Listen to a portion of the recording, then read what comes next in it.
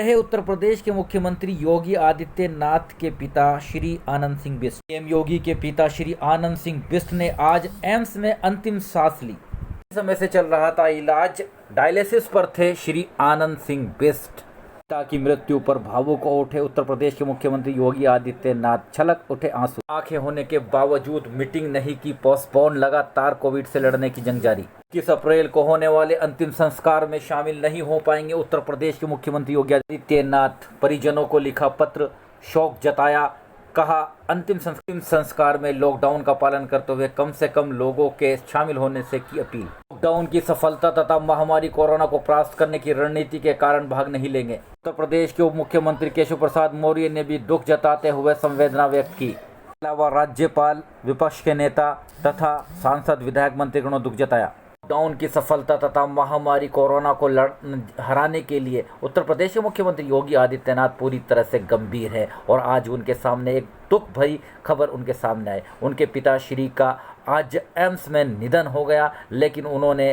भावुक होने के बावजूद उनकी आंखों में आंसू भी यदि भी छलक उठे, लेकिन कोविड-19 पे चल रही अहम मीटिंग को नहीं छोड़ा और मीटिंग लगातार जारी रही। वहीं उन्होंने खास तौर से अपने परिजनों को एक पत्र भी भेजा, जिसके अंदर उस पत्र के अंदर उन्होंने अपने परिजनों से अपील भी की कि वह अंतिम संस्कार में भाग नहीं ले पाएंगे। कोविड-19 पर लॉकडाउन का उनको पालन करना है, उस महामारी से उनको लड़ना है, लेकिन उनकी अंतिम इच्छा थी कि वे अंतिम समय में अपने पिताश्री के साथ रहे, लेकिन वो इच्छा पूरी नहीं हो सकी। उन्होंने कहा कि 21 अप्रैल को वो अंतिम संस्कार में भाग नहीं लेंगे और ये भी अपील की कि इस अंतिम संस्कार में कम से कम लोग ही शामिल हो।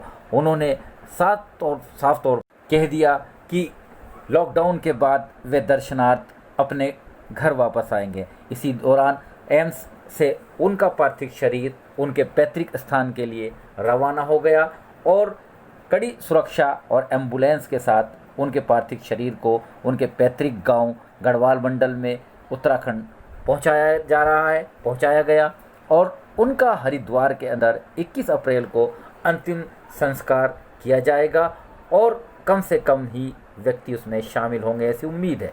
फॉरेस्ट रेंजर से रिटायर श्री आनंद सिंह बिष्ट एक व्यवहार कुशल अच्छे अधिकारी के रूप में जाने जाते थे और उन्होंने अपने पुत्र को बहुत अच्छे संस्कार भी दिए।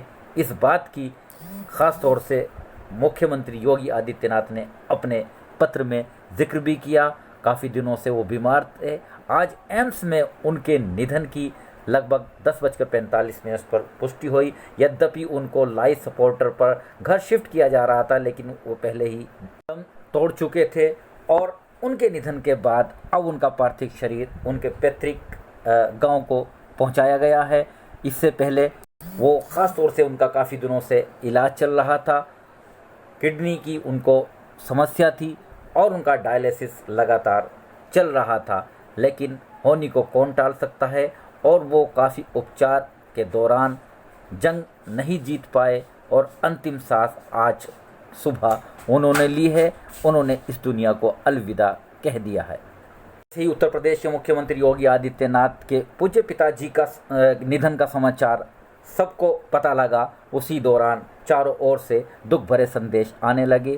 चाहे सत्ता पक्ष वाले हों, चाहे विपक्ष वाले हों, चाहे राजनेता हों, चाहे धार्मिक या दूसरे संगठन के लोगों ने भी अपनी अपनी संवेदना व्यक्त की है। और सबसे बड़ी बात जिससे कि हर किसी को एक सीख लेनी होगी कि उत्तर प्रदेश के मुख्यमंत्री योगी आदित्यनाथ ने अब लॉकडाउन का पालन करने की वजह से अंतिम संस्कार में भी शामिल नहीं हो रहे हैं। मायनों में ये बहुत बड़ी बात है और लॉकडाउन का पालन कराने के लिए इससे बड़ी कुर्बानी और क्या हो सकती है कि उत्तर प्रदेश के मुख्यमंत्री योगी आदित्यनाथ के पिता का निधन हो रहा हो और वे अंतिम संस्कार में भी देश की खातिर, प्रदेश की खातिर शामिल न हो पा रहे हो।